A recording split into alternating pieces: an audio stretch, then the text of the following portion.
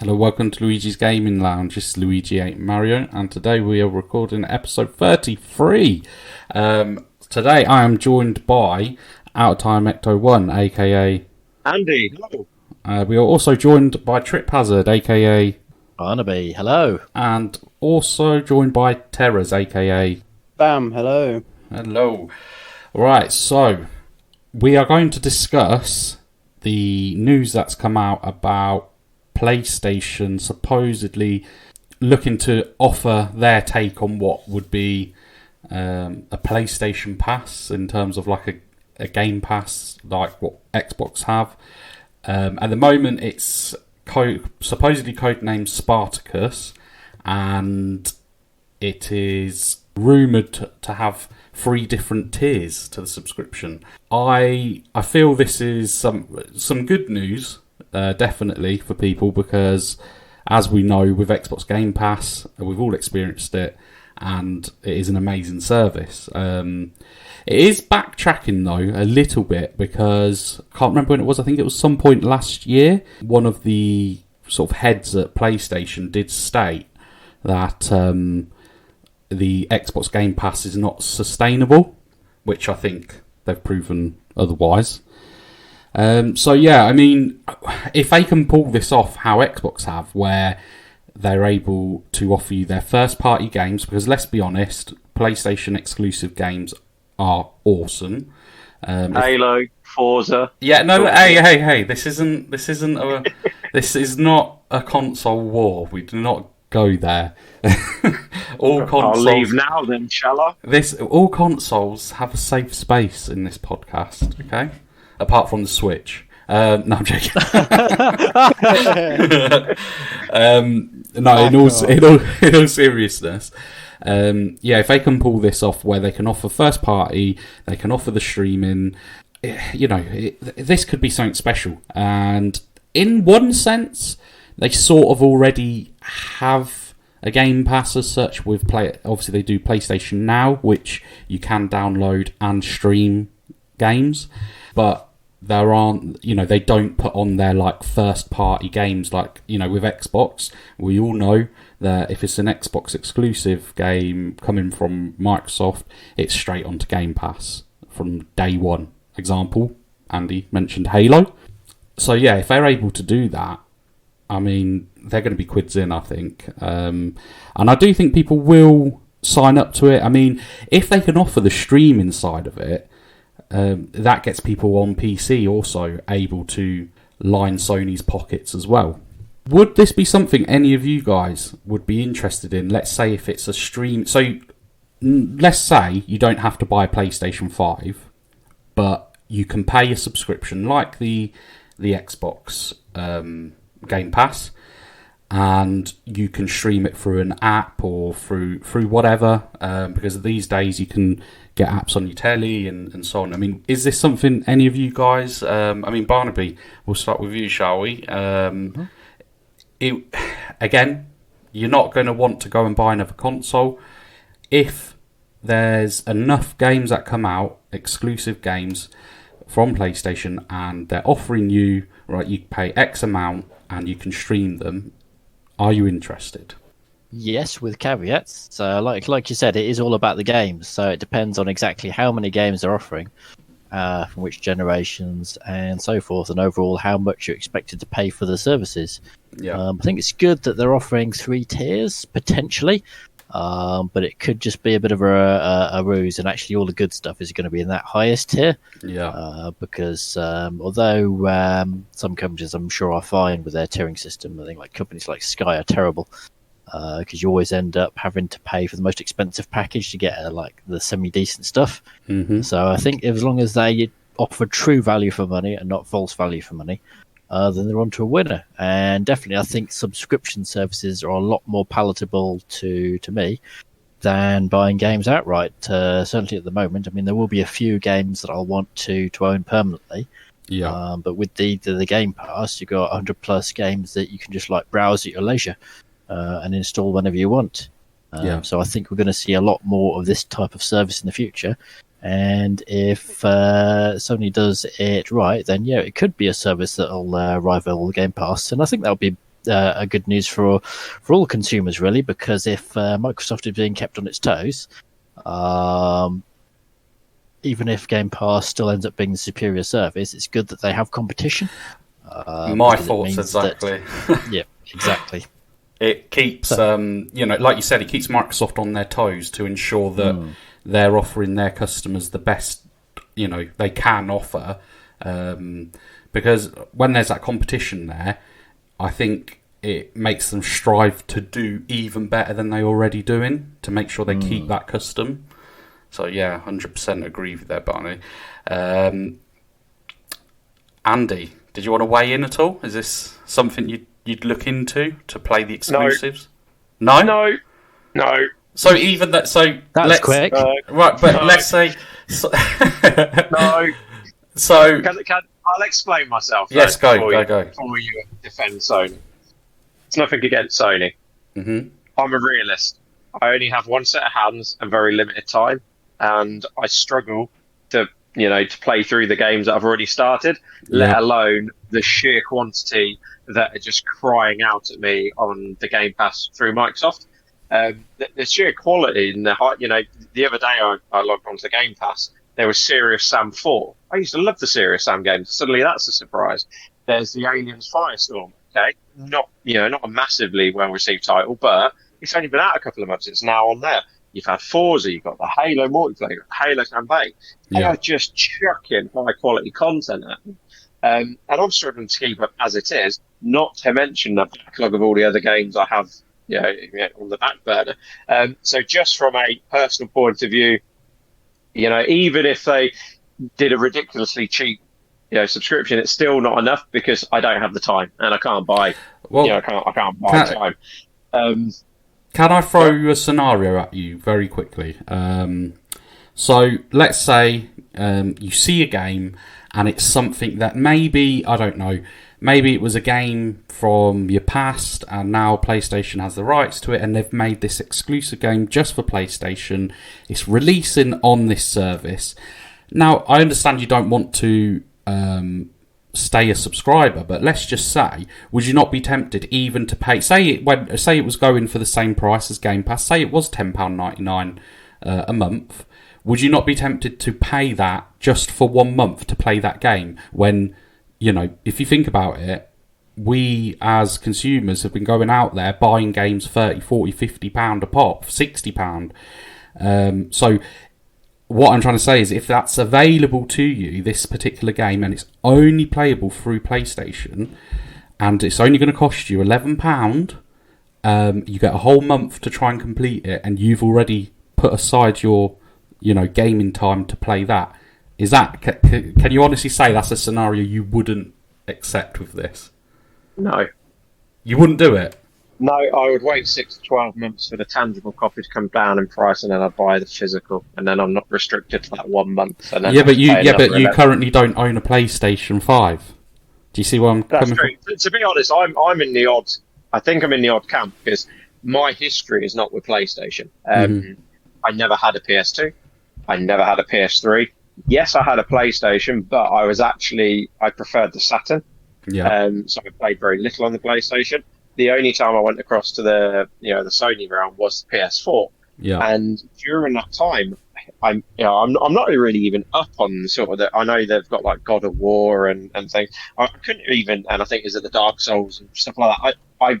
I've never really played the PlayStation exclusives. Mm-hmm. I played The Last of Us, and again, it's very against the grain. It didn't grab me. Maybe I didn't commit to it enough, but it didn't grab me, and I know there's some massive fans. Yeah. Other than the Spider-Man game, which I know is an exclusive, there's nothing that I've grown up with or that's in my past. Whereas my past is Xbox. That's what I grew up with, the generations. So to me, if this conversation was flipped on its head, the last generation, I was a PlayStation 4 gamer, and we were talking about, next gen. Xbox is thinking about doing this Game Pass. You can get access to Halo, to Forza, to all these titles. I'd be like, freaking, take my money now. Yeah. So I think it's just I missed the boat. PlayStation isn't my youth. I'm the odd one out. But Gary, putting my sort of view aside, I think Sony does have to do something. Do I think they're going to get ground up by Microsoft? No. I think that if you're a Sony fanboy, I think they could literally put turd in a box and you'd still buy it. Yeah. They have some loyal fans to the Sony group. And I think that from a fan perspective, they do deserve something, because Sony's attempts at streaming and attempts at back catalogues has been very subpar. Yeah. All the attempts have been, left a lot to be desired. Given that they've now obviously seen the successes of Microsoft, hopefully that's a kick up the arse. Maybe they are losing. They've lost some numbers. They're still not getting battered, but maybe that's what Sony needed. I agree with what you and Barney said. Good competition is healthy competition. It keeps businesses and companies on their toes and helps them develop and better themselves. So as long as it's done right, it's not going to be a bad thing. Hopefully they don't overcomplicate the tiering structure. Like Barney said as well, hopefully they don't hide all the AAA content behind the top tier and just mask it and make this facade that you can get cheaper ones. But the only question is, I don't know whether, again, I've touched on it before, Sony, they rely heavily as a company. So the whole company, Sony, relies massively on the sales and the money generated, or the revenue generated from the PlayStation. Whereas Microsoft, their Xbox is such a small fish. So Microsoft can actually afford to say, fuck it, have Halo, sod it, have Forza. Can Sony afford to chuck their big A-list titles that people are going to be queuing up to buy the tangible copy, or people will be dropping that 50 quid on day one to get that downloaded copy? Can they afford to give that with a tier that's only a tenner a month or something? Well, I suppose that's something that we're going to have to wait and see. But I think this is coming from Bloomberg. So don't tell me, Dave. Oh, okay. No, according to Bloomberg, the highest tier of this subscription service could include a library of classic PS1, PS2, PS3, and PSP games. So I think potentially with the tier system, it's really hard to say, because it would be silly for them not to offer the PlayStation exclusive games on the standard tier, because then I feel like they can build on that by offering these backwards compatible games in tier 2, tier 3, etc. It might even be a case of tier 2 they add in the backwards compatibility, and tier 3 they add in the streaming to other devices like mobiles and things, because that's one biggie for me with PlayStation Now. The biggest gripe for me is that they never have added like an Android or iPhone app, and that's something that back in I can't remember which year it was, I want to say 2016, when they were showing off PS Now. They showed obviously you being able to one day play it on your tablet, on your phone, a bit like how Microsoft show you with Xbox show you with Game Pass, and that has yet to happen with PlayStation Now.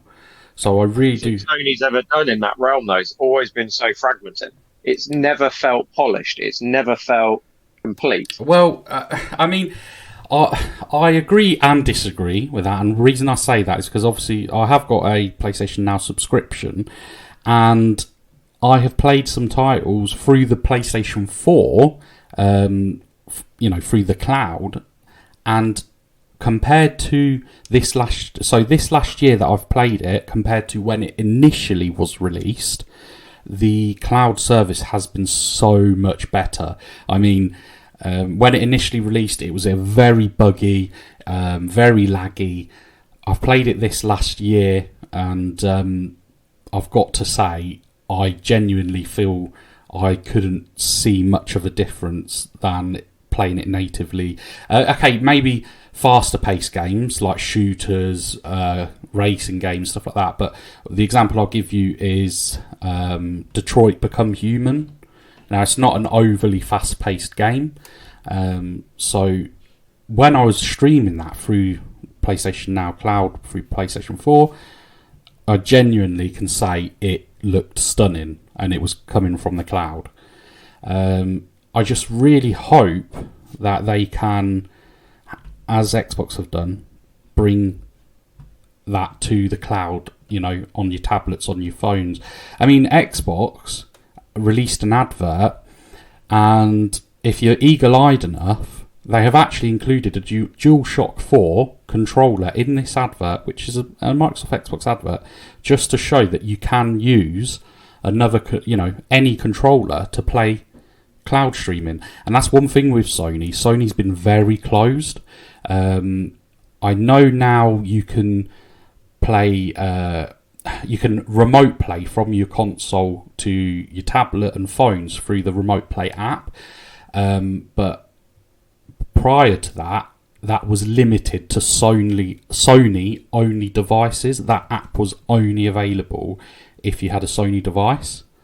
So they are very, they are very closed, and Xbox have just sort of gone, look, whatever you've got at your disposal, use it to play our games, which I think has won a lot of people over this generation. And I think that's going to be the way looking forward, that you've got to be more open about it. Yeah. Interconnectedness is going to be a big thing in the future. You can't have that kind of walled garden really anymore. 100%. It's the opposite of Apple's business ethos.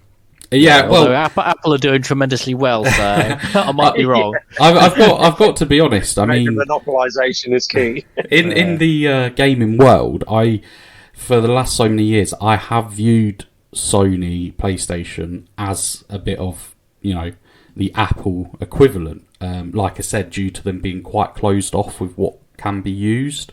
Okay, they're a company, they want to make money. Of course, they want their own products being used. But I think Microsoft Xbox have sort of shown that you can still make money, and not close yourself off, so to speak.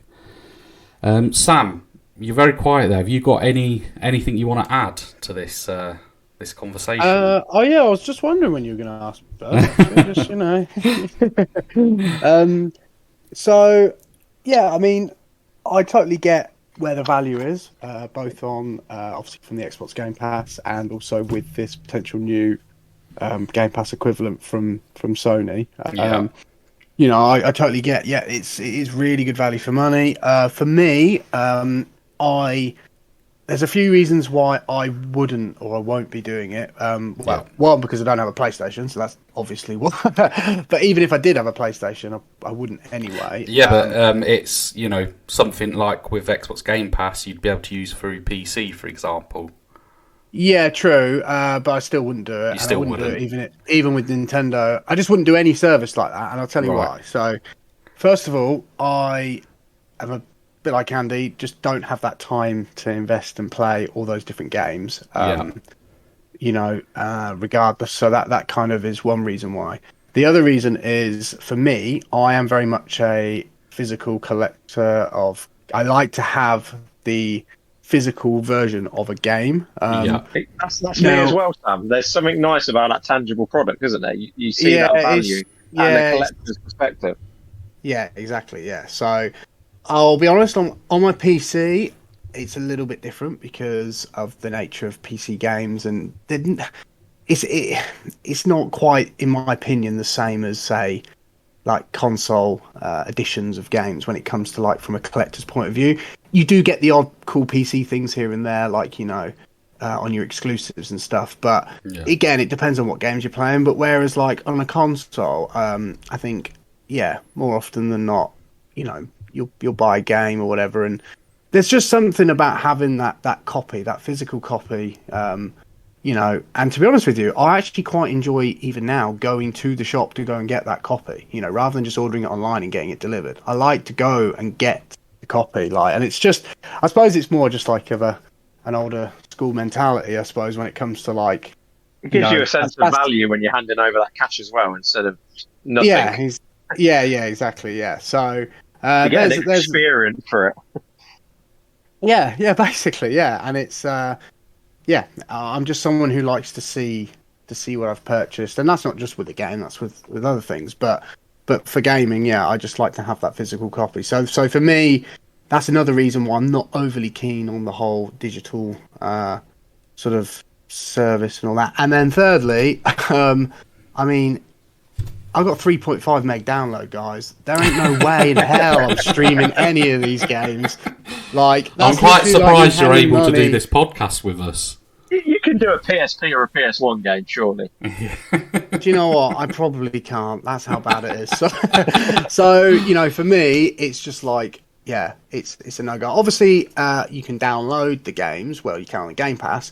But for me, obviously, that does take quite a bit of time, as you know, because my internet is real bad. But yeah, the actual streaming side of it's just at this moment for me where I am, it's impossible. Like, it's never going to happen. So it's not ideal. There is at no the moment, yeah. So there's quite, for me, it's quite a lot of reasons why it's just a waste of money for me. But I'd say the biggest one would be, regardless, even if I did have the internet, even if I did have even the time, I don't know if I would. Maybe when I was younger, I probably would have. Like when I was like sort of, you know, probably 14 to like 21, maybe I would have probably done it. Like if I was that age now, because I would have got a lot more value out of it. Whereas like now, obviously, older family, kids, and all that kind of stuff, it's just don't have the time to invest. And I'll be honest with you, I'm more of I like to go back to my old school stuff. I'm not really interested in the new stuff. Like I'm not a lot of the new stuff, unless it's really Nintendo bringing out some top tier game. I'm not really into it that much, if I'm honest. I like to, you know, I'm quite happy to go back and play through some retro stuff. And so, Sam, were you ever a classic PlayStation gamer or not? Yeah. I played the PlayStation original. 1. Yeah. I played the original PlayStation. Okay. Yeah, I had I remember getting a Crash Bandicoot with the PlayStation. Like it was a Christmas a long time ago, 95, maybe 96, something like that. Well, whenever Crash came out, that's when we got it, because we had a Nintendo 64 before I had a PlayStation, and actually, yeah, so it would have been in 96 then at least, because yeah, originally we had a Nintendo 64, and then we ended up getting a PlayStation afterwards. But yeah, I played through. I remember having Gran Turismo, I had Metal Gear Solid, I had loads of games. If I, you know, thinking off the top of my head, but. Played through loads of original Spyro. Remember playing through that. That was good. Loads. Croc was awesome. Yeah, Croc was good. I had a good run on the PlayStation. And also the Nintendo 64. I've sort of like been gaming really since around the NES Sega Master System 2 NES days. Like NES was a bit before my time, but I did have a NES But my first console was a Master System. They were really rare, though. I hardly ever saw any NES consoles or games available. They were rare because they were quite expensive for like back then anyway as well. Yeah. Like you were lucky if you had one of them. I think Sega might have been at the time a bit of a cheaper option. And I had a Sega. It's certainly more popular, I think, because the adverts and stuff for Sega stuff was everywhere. Yeah. And then I remember my brother got a Super Nintendo. It's a Killer Instinct limited edition Super Nintendo, and he got it from Queensgate in Peterborough, where we are. Got it from the shopping centre Queensgate, and it was Electronics Boutique back then. Before, oh wow! Remember before it was games, it was called Electronics but Boutique. after it was Future Zone. Future Zone with a face coming out of the side. Yeah. Yeah. So and I just remember it being in the shop, and we went to go and get it. And it was 100, and I don't know why I have this memory. It's really weird, but it was 120 quid. It wasn't 199. It was just 120 pounds for this like Killer Instinct. That was a bargain. Yeah. Well, it was a bargain, but it was also a lot. That's quite a lot. But then, do you know what the craziest thing was? The games back then were like £60 each. Like you buy like Donkey Kong Country or whatever. It's £60. Like, and the N64 games, they were also really expensive. So anyway, I'm digressing a bit here with the whole thing. So that's all right. Going back with so the whole streaming service for me, it's not for me, but I see the value in it. It is very good value for money. The Xbox Game Pass, I have currently actually got it only because I got a 3-month trial, and then it went on to the next month, and I paid for that. Just Sorry, one more question. You reminded me to cancel it. Just one more question then. So I can't remember. Were you in the episode that we talked about the NVIDIA streaming service, Geforce Now? I don't think he was. Don't think I was. So no. would you go for that then? Because you are a PC gamer as well, a keen PC gamer. To be honest, mate, not really. No. Do you know what the actual offering there is, Sam? Because that's a bit different. Do you want me to quickly explain? Yeah, go for it. Right, so with GeForce Now, unlike Game Pass gives you a load of games that you can play. GeForce Now, you pay, I think it's £8.99 a month, and you can link your Steam account, you can link your Epic, Ubisoft, Origin, etc., etc.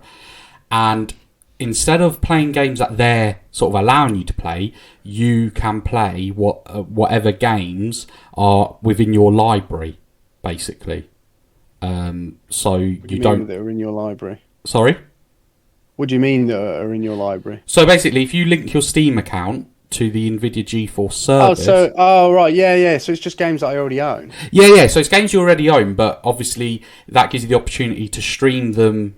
So instead of having to download them, you can stream them to your PC, your phone. It doesn't interest me. No, it's not. No, it's again, I can't really stream anything anyway, so it's pointless. Yeah. But on top of that, I don't. I play. I think possibly. I know you're more of a retro gamer, but I think possibly if you had a really good internet connection, and because you're a bit like me, you do like your tinkering and messing around. I think you possibly would enjoy something like that because being able to play. Luigi, you're turning into a salesman again, mate. But being able to play. Are you on commission or? No, being able to play. Just the way he'll get us all having. No, PlayStation. PlayStation subscriptions. Because GeForce subscriptions. with Sam, for example, if he had an NVIDIA Shield in his living room and he had a decent internet connection, he hasn't. He'd be able to play his PC games without having to download them, and he'd be able to play his PC games through his main television. Yeah, no, I get that, and I've seen your NVIDIA Shield now. I think it's awesome. It's a great bit of kit, and I probably, like I say, go back a few years, I probably would have had one, but I don't have nowhere near the amount of time now to be playing all these games. So for me, I'm quite content with sort of I have a very small handful of PC games that I still play, and then I will mainly play my Switch, to be honest, more than anything these days. And for me, Nintendo, I know I always go on about how I think they're so great. They are bloody good. They are. They're top tier games. If you like that stuff, I don't care what anyone says. If you like the kind of those particular games that they're making, they are the kings of them. And if you're into those kind of games, whether it be, your platformers or your side scrollers, or I'm sorry, but no one's touching them. They're not even like your RPGs. That no one gets even close to the tier, the level that they can put out. And it's not even just the fact that the level that they're just putting out. When you look back in history, they innovate and they constantly adapt, change, and evolve. And it's just I just think it's amazing, really, how they manage to continue to do that, even though they're recycling the same game franchise, whatever it might be, like Mario or whatever. They just come out with new stuff all the time, and it's that's maybe the thing though. Maybe that's the secret of the success. Just have the same franchises, but take it in new directions. So that's it's the same old characters. A lot of people have tried doing that. A lot of people Yeah. have tried doing that, but they can't pull it off. You look at even just. There's so many different genres that we can go talk about, but prime example, Call of Duty. Let's be honest. There's a cherry-picked handful of Call of Duty games that are good. The rest of them are just washed up. Well, this latest one, Vanguard, is the lowest selling in a long time. The sales. Yeah, that's terrible. just an example. Now, if Nintendo focused on, FPS more than they do their games, it's difficult to say because that's not what they specialise. That's not what they go for. But I do believe that if that's what if it was them, they're kind of brain power or whatever put together to do that, they would they would be coming out with stuff that I believe would be probably could. Higher caliber, but they just before that, I probably would have scoffed at the idea. Before Super Mario Kart, I probably would have scoffed at the idea of Nintendo doing a racing game. But here we are. Well, Mario Kart is like one of the best racing games you can play. Not realistic by any means, but it's still top tier. Yeah, and it's just that the genres that they make their first party games on, they're top tier stuff, and it is, for me, I don't mind spending 40 quid on one of their games. I don't mind spending even 50 quid because I suppose you're getting your money's worth. Yeah, I do. Yeah, it's cartridge and not a disc. Yeah, and then and then on top of that, they have, you know, people say, "Oh, you can pick up game. Nintendo is so expensive. I can buy this game for 30 quid." I'm not being funny, yeah. All those games you buy on PlayStation, Xbox, and PC for 30 quid, they're worth like 5 quid in like 2 years. Whereas like Nintendo, they hold their value massively, and in some cases they end up just being more expensive. Like in a lot of cases. Yeah, in a lot of cases. The one thing for me is they need to sort out their online services. Yes, that is absolutely diabolical. That is to the point where it's actually embarrassing how bad that is. The online side of it is it's literally like over 10 years behind everything. In fact, it's probably nearly 15 years behind. Like, it's getting on for 15 years. Like, that's how ridiculously behind they are. And I'm not going to defend them on that because they do really need to sort that out. Yeah. But, yeah, they're never... and I can't argue with that point whatsoever. But, again, a lot of the games that I'm playing or they come out with, they're not really too online focused anyway. A lot of them are single-player kind of games. You know, so, but anyway, Fair enough. But no, I mean, if they, just to quickly add to that, I mean, if they upped their game with the online services, because they do make epic games, you know, imagine, it'd be great if they had like, online party chats and made it a lot more accessible for people just to join into lobbies. Super Mario MMO. Yeah. Just that like would be awesome. And they do have like certain games now on the Switch that you can play online, but then again you've got like limited chat features, and unless you want to go and use Discord on your phone, or they do have an online chat thing on the Nintendo like network on your phone, it's useless basically. Do you know what I mean? Like it is annoying. And some of the servers aren't great. It's a little bit laggy on some of the games because they're just not focusing any time, money, or anything into that. They're just not doing it, obviously. And I've heard from various. It does seem like their lowest priority. Yeah, I think it is, and also I think they believe in. I mean, I've read a few articles and stuff about it, and there's reasons behind it, and they believe in. They want you to, rather than go and sit at home and your friends sit at home. They're very much believers in you all meet up and you play in the living room together, and you all kind of like come together as a group. I mean, that's all well and good, but they need to, in this day and age, they need to offer that in both instances, both local and multiplayer. What they should do. Do you know what would be brilliant? Brilliant idea that they could come up with as well. Is if you're playing local multiplayer, you get different features and perks for doing that in a game, and then obviously online. I'm not talking like where it gives you an advantage or anything, but say like I know all four of us meet up and we want to play, I don't know, Mario Party for example. How awesome would it be if because we're all there playing local multiplayer together, it unlocks like another map, but you can only get that map when you're playing do you know what I mean, all together, like, just something like that would encourages people to do that, and then obviously still have the online side of things, but there's definitely different routes they could go down to sort of once they eventually get the online services up to date a bit more. They've got. I mean, if it wasn't for their high end first party games, like I think Nintendo would be. They'd probably struggle, to be honest. Like they would have ended up going the route that Sega went, I think. It's just because they're in it. They've got they're constantly being innovative and all the rest of it. It's like that's what's keeping them going. Yeah, definitely. You look at all these like phones and that are coming out. Like you've just bought that Razer, whatever it's called, the clip-on thing.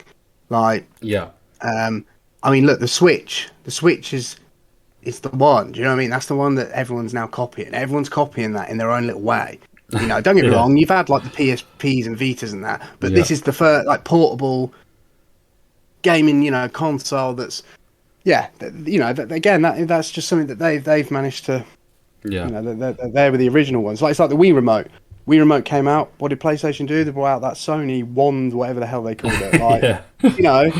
Don't get me wrong. It's probably in some cases it probably worked better than the Wii, but Nintendo were the ones that came out with the idea initially. So they're constantly always thinking outside the box, and that's what I like about them. Really, you do feel like they are. They take risks. Yeah, and they seem to put effort into. Like when I'm playing through their game, I think, of course, someone's really sort of, the developers have really thought outside the box with this. Do you know what I mean?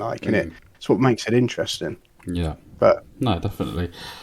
Well, to wrap up on the sort of the PlayStation chat of the Spartacus that may or may not be coming, I'm just going to read this out here. Where are we? According to Bloomberg's Jason Schreier, I think his name is. I think they say Jason Schreier. Right. Don't expect Sony to include its big new games day one like Game Pass does, but the expectation is a stronger offering than PlayStation Now. That's what he said on Twitter. Obviously, that sounds quite disappointing, but it's, It does. It sounds quite disappointing. However, companies can change their mind. It's him basically saying it's better than what it is, but it still ain't great. I'm not going to lie to you. Yeah, that's how it sounds. So yeah, we'll leave that there for now until we get some more information. Maybe in the coming weeks. Before we move on to our last subject, the Game Awards, which is actually this evening / morning 1 a.m. I'm going to watch it because I'm sad and don't need a lot of sleep. But before I do that, we have guys had another email from our number one fan, Affy Benz. So wee. So, he's put here the title, he's put, it's Christmas. He's put, hi guys, since writing my last email, I see Battlefield has not fared well with several issues. Battlefield's getting slated. He's also put, thanks for the heads up on CD keys, Sam. Good sight. I've been drawn towards simulation games such as Farming Simulator.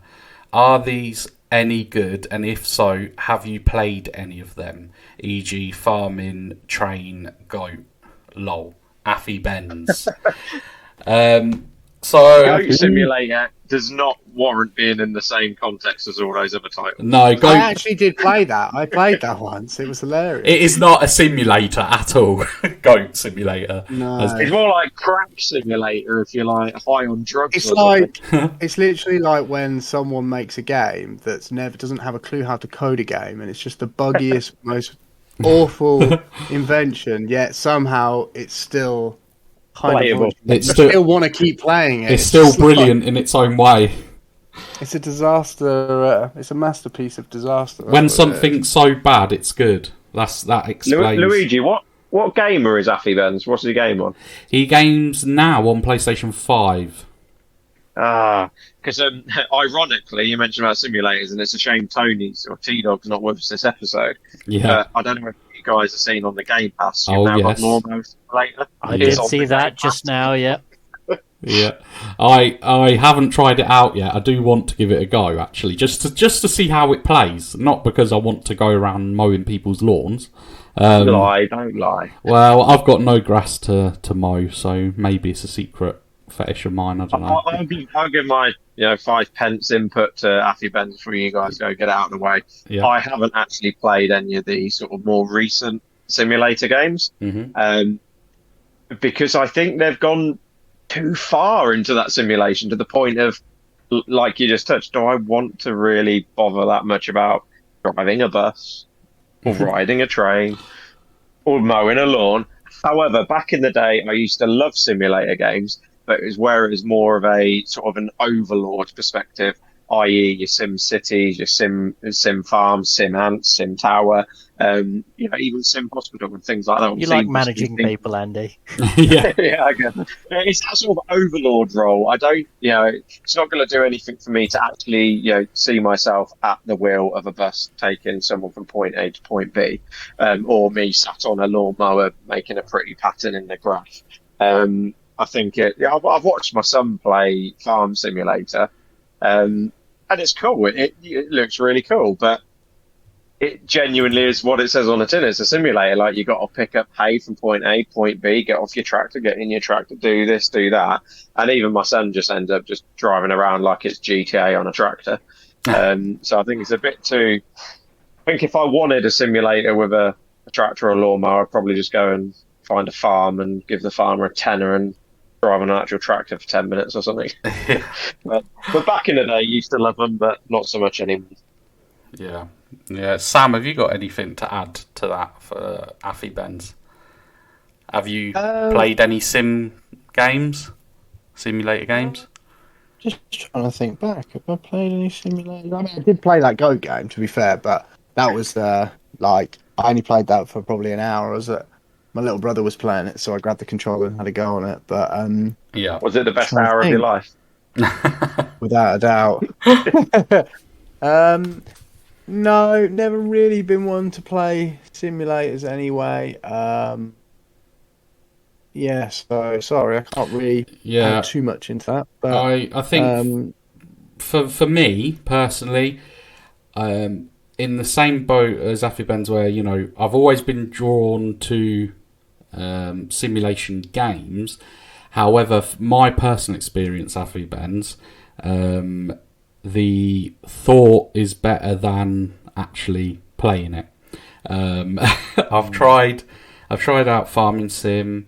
I've tried like the, what is it called, Sam, on PC, the lorry simulator. Oh, Euro Truck Simulator. Oh, Euro Truck Simulator. I've tried that, and don't get me wrong, that's meant to be really good. Euro Truck Simulator. It's not. Well, it's not too bad. The second one, I would say, out of all the simulators I've tried, that would probably be my favourite. But I did have... Is everyone disregarding Flight Simulator? Oh, well, hang on a minute. Hang on. We'll come to that in a moment. That's a different kettle of fish. Yes, we'll come to that in a moment. But, Euro Simulator 2, where you're driving lorries, I had a setup... Change the name, so we're not in the Eurozone anymore. Well, yeah, true. But I had a steering wheel set up and everything when I you went used to full play. nerd. Yeah, I loved it. It was brilliant. To be fair... Did you wear a little cap and make yourself a name badge and stuff? No, I wasn't that sad. Did you have a toilet just behind your chair? God's sake, you guys. But, so I would say, in terms of simulator games... To enjoy them to their fullest, you would probably want some sort of device, accessory, like, Microsoft Flight Simulator. Okay, I think it costs a lot of money. I don't know the price, but you can actually get like the official setup, can't you, to like the flight stick and all that jazz. So yeah, that would make you enjoy it to its fullest.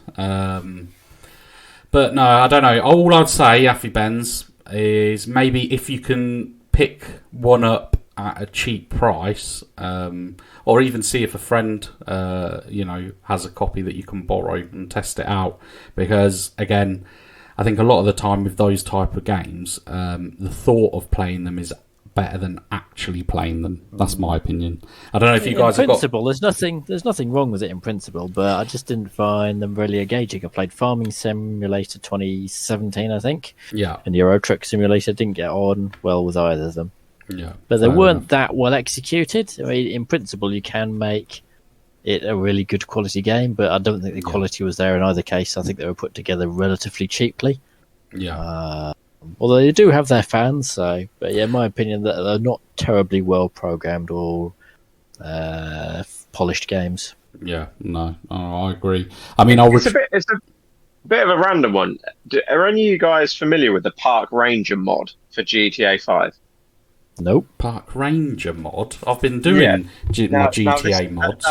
This is connected to the topic of having been raised. Basically, it's called LSPD FR. I think it's FR or PR. Sorry.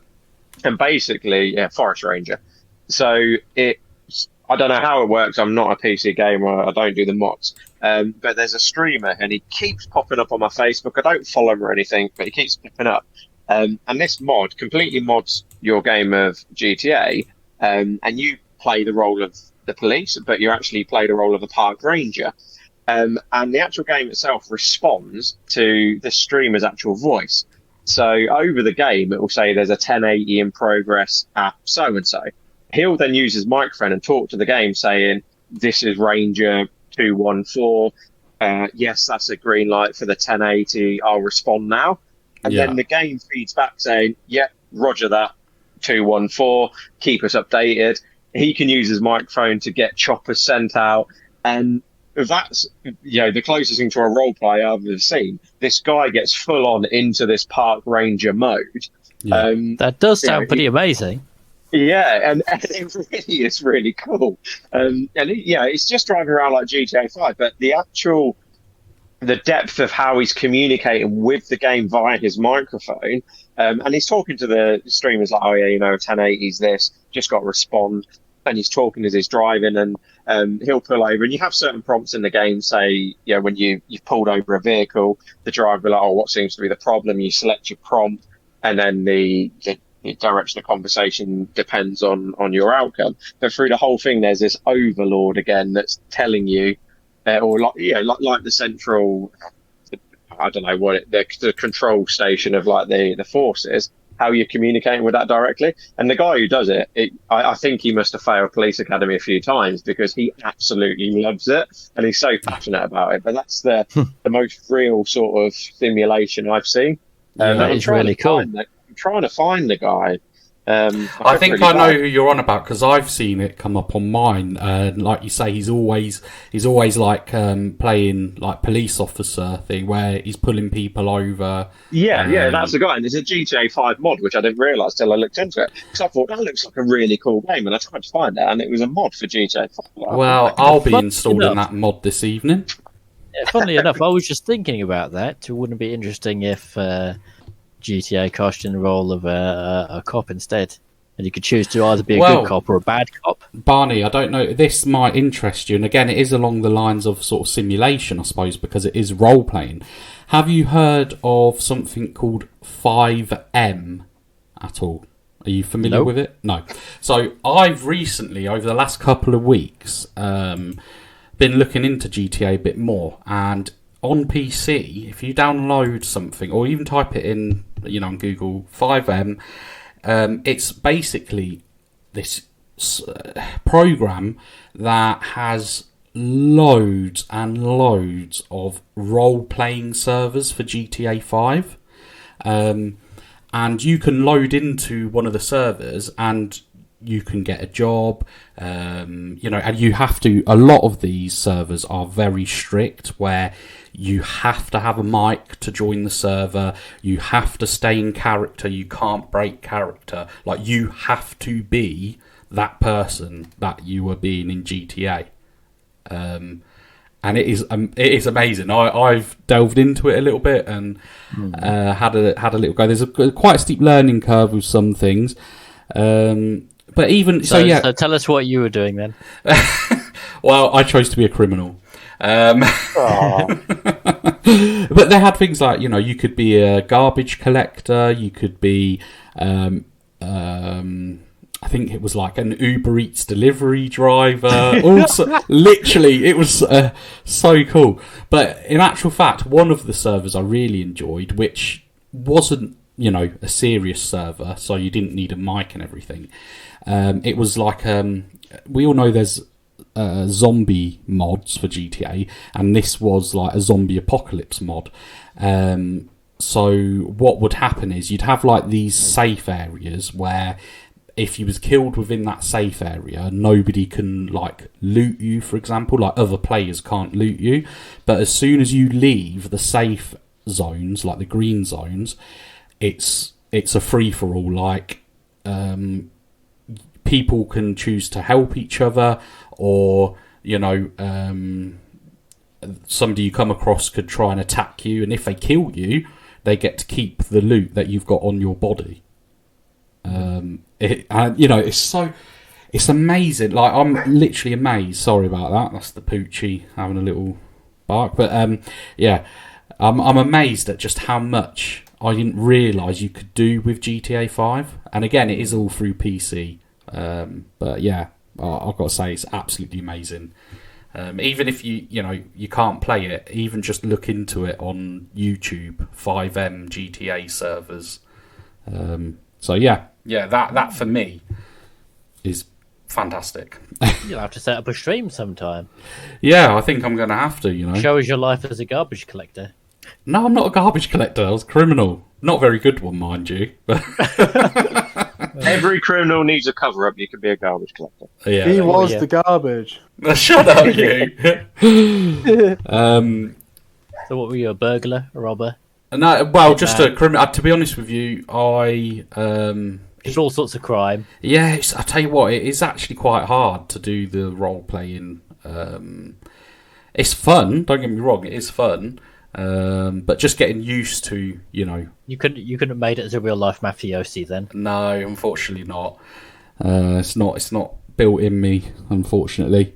But last thing I'll say in regards to like simulation stuff, Andy, you mentioned about Flight Sim, Microsoft Flight Sim. To be fair, I think I'll retract my previous statement saying Euro Truck 2 is my favourite, and I will say Microsoft Flight Sim is my favourite. Not only does it play well, and they've ported it so well over onto the Xbox console, so to play with controller. Visually, it is very obviously when you get down to the ground, it's they can only do so much, but when you're actually in the air flying, it is visually very, very tasty. So that gets my vote. I think the main thing about simulators is if you're going to simulate something, you want to simulate something you can't achieve or do in real life. Yeah. Or very, very difficult to access, i.e., flying a plane and things. Yes. I think if it's a lawnmower simulator or a bus driving, I think it's too close to home. Like, if you really wanted that, you could do it.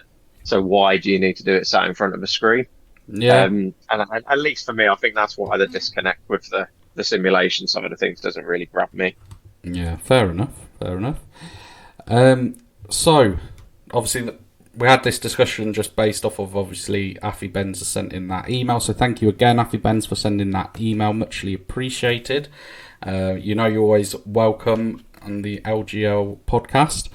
And now, anybody else that would like to email us, ask us any questions, tell us how you've been, get in touch with us. You can do that by emailing luigisgaminglounge@gmail.com. It's luigisgaminglounge@gmail.com.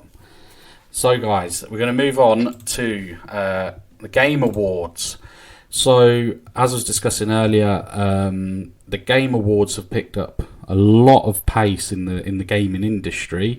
They're doing things very well, and I believe, and many others believe, that they're on track to sort of overtake E3.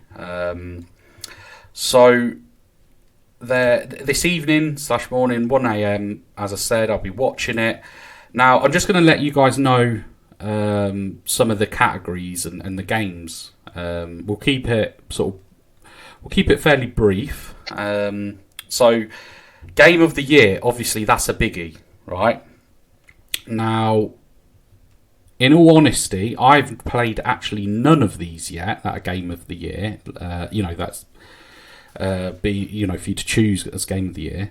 So we've got Deathloop, It Takes Two, Metroid Dread, Psychonauts 2, Ratchet and Clank Rift Apart, and Resident Evil Village. Is there anything there, guys, that you feel should be there and isn't? Don't all speak at once. I've played 2 of those games. So you so from my knowledge, you've played It Takes Two and Resident Evil Village. Correct. Right. And I'm not one for sort of commenting on games I haven't played because it's not fair. So of those 2, do I think It Takes Two should win Game of the Year? No.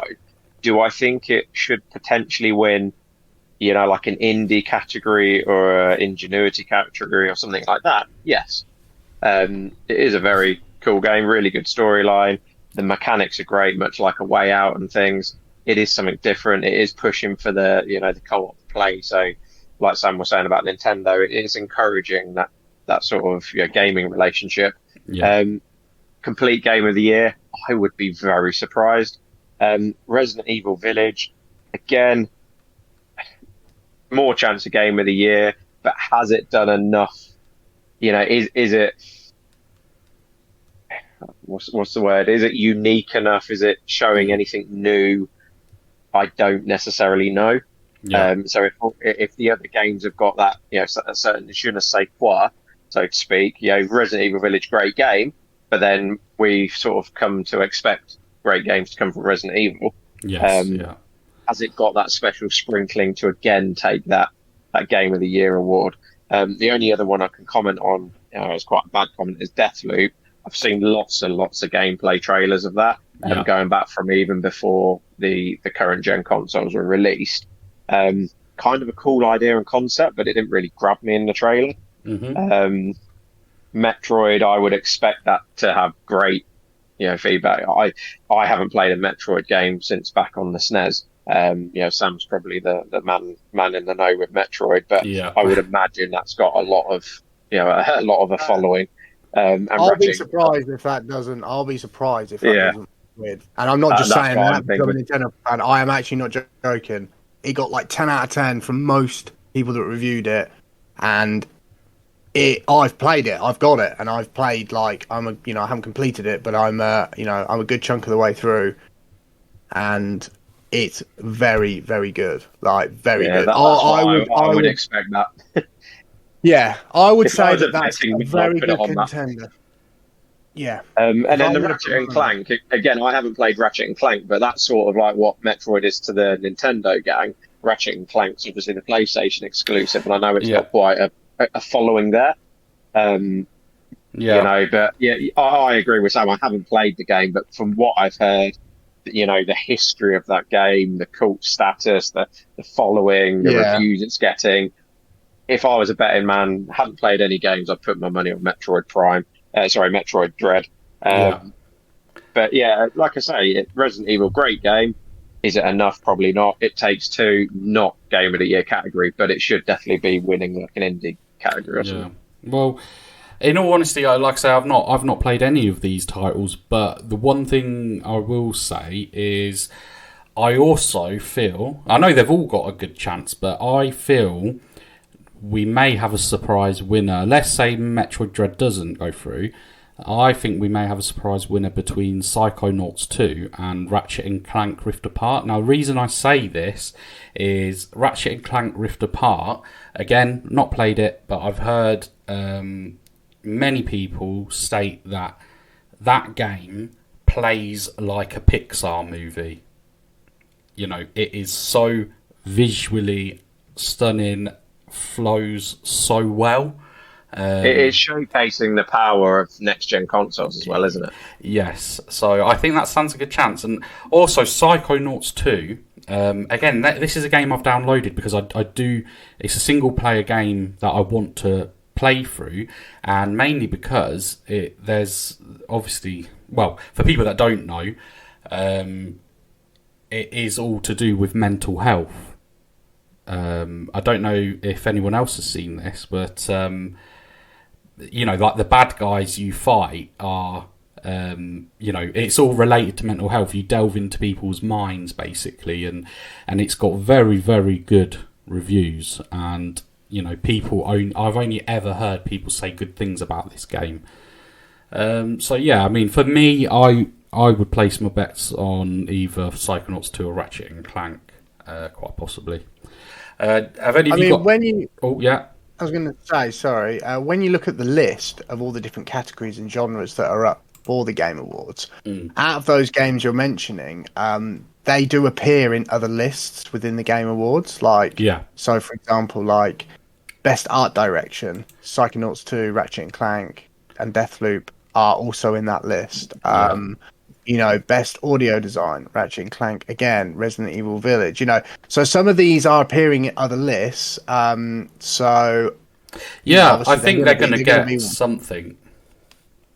Yeah, definitely. Yeah, Well, those games that you've mentioned, I'll be surprised if they don't all get at least one thing out of Actually, of all the different categories. You saying about the different categories, Sam? There's one here that Psychonauts 2 is in. Best narrative for outstanding storytelling and narrative development in a game. Yeah, so that's probably a good contender for it. Yeah. But if there is one that is the game of the year, that sums up out of them all, again, like Andy said, it's not really fair to judge when we haven't played all of them. Ratchet and Clank historically has always been really well received in the PlayStation community. I remember when the first one came out, and that was awesome when it first came out. Do you know what I mean? So my thoughts on it, not playing it, but my thoughts would be: have they changed it enough over the years? Have they come out with something that's like mind-blowingly wow, like compared to all the other Ratchet and Clanks, that's really separating this apart to become the game of the year, or is it kind of just a polished version of what we've already seen in the past? Resident Evil Village, I think that I didn't play all of that. I played a little bit with my brother. He's played through it. He thought it was brilliant, and from what I watched and played, I was very impressed with it. I don't think it will get Game of the Year. The reason for that is Resident Evil 7 was that first iteration of where they did this first-person view for Resident Evil, and and basically Village is similar to that, but obviously they've probably just improved on it and made it better and a bit more. But then again, I don't know. I haven't played all the way through it. I played through 7, and 7 was really quite catching and really sort of, that sort of drew you in a lot, and I thought that was a brilliant game. So I think if Resident Evil Village captured some of that and made it better, I think it's going to probably win some awards, but I can't see that being Game of the Year, to be honest. It Takes Two, watched videos, does look great. Good game, all round game. I think it'll probably get some awards. Can't see it personally getting Game of the Year, but again, who knows? And then Deathloop and Psychonauts, I've not played either of those or even looked at trailers or even heard of them, actually, funny enough. Never even heard of them. So, can't comment, but I have played Dread. And like Andy was mentioning about the history of the game and what's been attached to it. I mean, that game was originally meant to be developed and made like 20 years ago or something like that. Something crazy. Yeah. And I haven't completed it, but I've played through, several hours of it. And I personally would, I have to say it's very, very good. Very good. So I'm looking at the nomination list here, Sam, and you mentioned other categories have got all these repeats of titles. It appears Metroid Dread is only in the Game of the Year. No, so that it is in another one. Is it? Yeah, I did just go past it. Bear with me a moment. I might have a different set of lists. I did see it. It's in Best Action and Adventure Game. That's it, yeah. Okay. Yeah. It seems to be in less than the other ones, which makes me again, more inclined to think it's going to get the Game of the Year. Yeah, it's only in that one other category. Yeah, could you live with yourself if you were organising that? In a way, you'd think, am I going to lose credibility if this massive title doesn't go away with an award of some description? Or is that just Nintendo just being arrogant and being like, we don't need to be in those other categories. We already know we've got Game of the Year. Interesting you should say about that, because I was going to come to you, Sam, and say category 19, Best Family. 4 out of 5 of those are Nintendo titles. So you've got It Takes Two. Then you've got Mario Party Superstars, New Pokemon Snap, Super Mario 3D World plus Bowser's Fury, and you've got WarioWare Get It Together. For you, Sam, Yeah. what would you say out of those? Good question. Good question. It's difficult because It Takes Two is a contender within those, as much as the other, the four of the Nintendo games in there. I would say that I know Super Mario Party, Superstars, that did get some good feedback, and partly because Super Mario Party, which was the first one they brought out on the Switch, was pretty bad actually as far as Mario Party games go. That's probably why that one was more well received, because the first one was actually quite bad. So, in fact, that is an example where Nintendo I find it strange that It Takes Two's in the family nomination category. Yeah, because the content of It Takes Two is not a family game. No, I was going to say it's family in appearance, family in gameplay, but you're playing as obviously a husband and wife whose kid's upset because you're getting a divorce, and you're working on repairing your relationship. And Super Mario 3D World is I can't see how that's a family orientated game, to be honest. It's just another Mario platforming game that's really mainly. I feel like Mario Party's got that one in the bag myself. Yeah, Mario Party is going to be a good contender. I've not played WarioWare Get It Together, so I don't know. Pokemon Snap, I've got that. That is good, but I don't know. Maybe. I mean, to be honest with you, sat there with Son Stanley, and played that and enjoyed it. But best family all round? No, I can't see it. So it's either going to be Super Mario. Mario Party Superstars, or if I could pick another one out of that list, I'd probably say It Takes Two might actually get it, even though although you wouldn't actually think that it should be. I forget the guy's name, but the director or the writer, designer of It Takes Two, who did is it like that bear game, Brother Bear originally, and then A Way Out. He is developing a bit of a cult status, so a bit like Nintendo's got its following. The designer of It Takes Two has got a bit of a following behind him as well. Yeah. So I suppose that adds weight to it. I mean, you got best role playing. I think Monster Hunter Rise out of the list. So there's Cyberpunk, Monster Hunter Rise, Scarlet Nexus, Shin Megami Tensei 5, I think it is, and Tales of Arise. I think Monster Hunter will probably get that. Well, there's one here, best sim/strategy. Now, I would almost bet my house on that being an Xbox title. There's two Xbox titles there. Flight Simulator will get that all day long. Yeah, that's what I'm saying. So I would go between Age of Empires 4 and Flight Sim. Flight Sim will get that. I'll be so surprised if Flight Simulator doesn't get it. Yeah. I'll be very surprised. But no, it's going to be interesting. Actually, there's some good categories there, and it's going to be interesting to see what appears where. But I'm still, like Andy said, if I have to put my money on something for Game of the Year, I would bet Metroid Dread wins.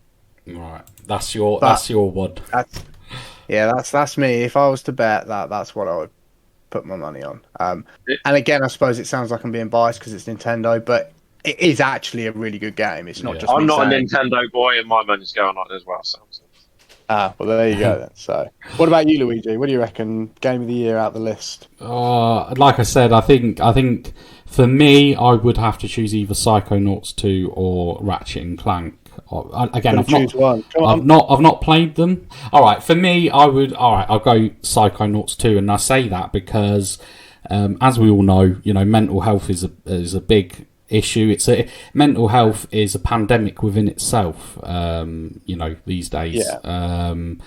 Well, it has been for a very long time, but it's at the forefront now. And that game, again, I haven't played it yet, but I know all about it, and it's something I feel. It's a good case. It's a good case. Yeah, I feel it's something that people that have played through it, I feel like it's going to be something that resonates with a lot of people. And it's gonna, it's emotionally connected people to that game. That's my reasoning behind that. You could say the same about It Takes Two.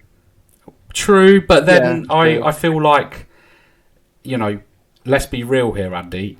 how many people are going to have played It Takes Two compared to Psychonauts 2? And I say that because... Oh, I thought you were going to say how many people are playing It Takes Two if are actually split up but still playing a video Well, game. yeah, and that, you know... yeah, but I'm making my decision based off of, you know, emotional attachment and things. I feel Psychonauts 2.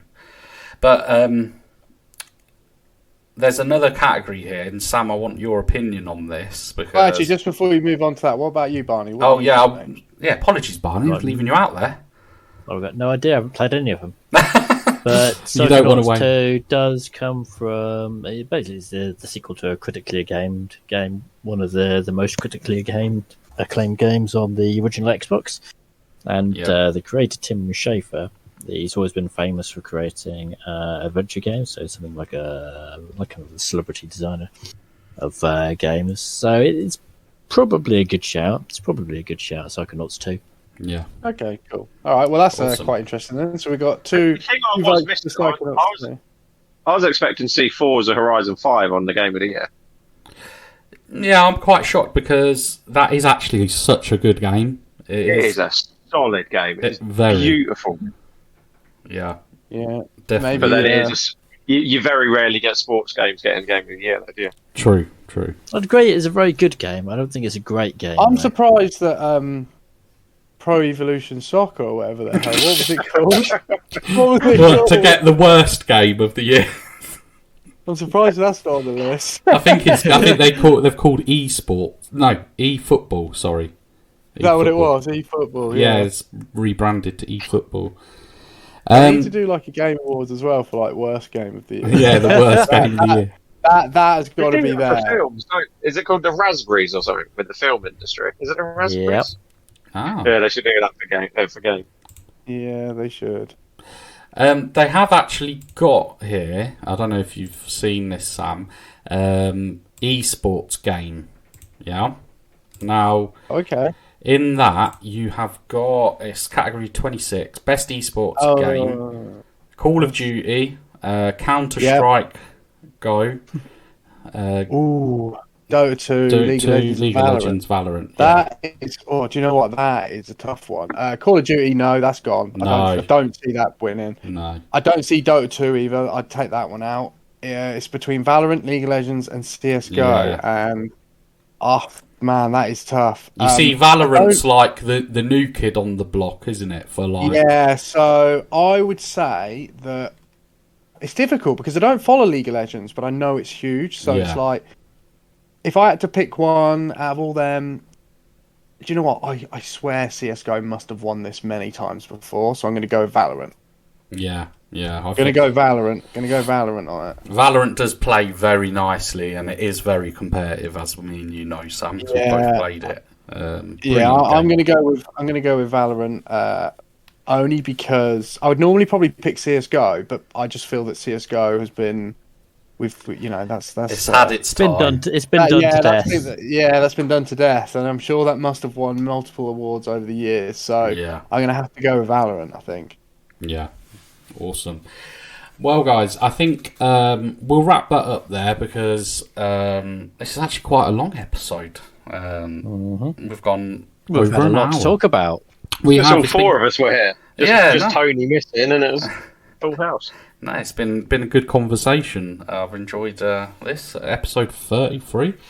But before we sign off, I just want to again reiterate: anybody that wants to email in, ask us any questions, just anything at all, you can do so by emailing luigisgaminglounge@gmail.com, luigisgaminglounge@gmail.com.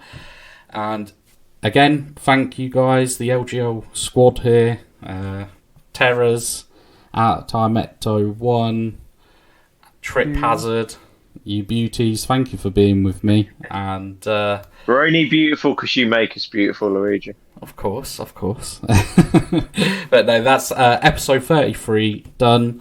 We will see you in the next one. See you later, guys. See you later. See ya. Bye. Yeah.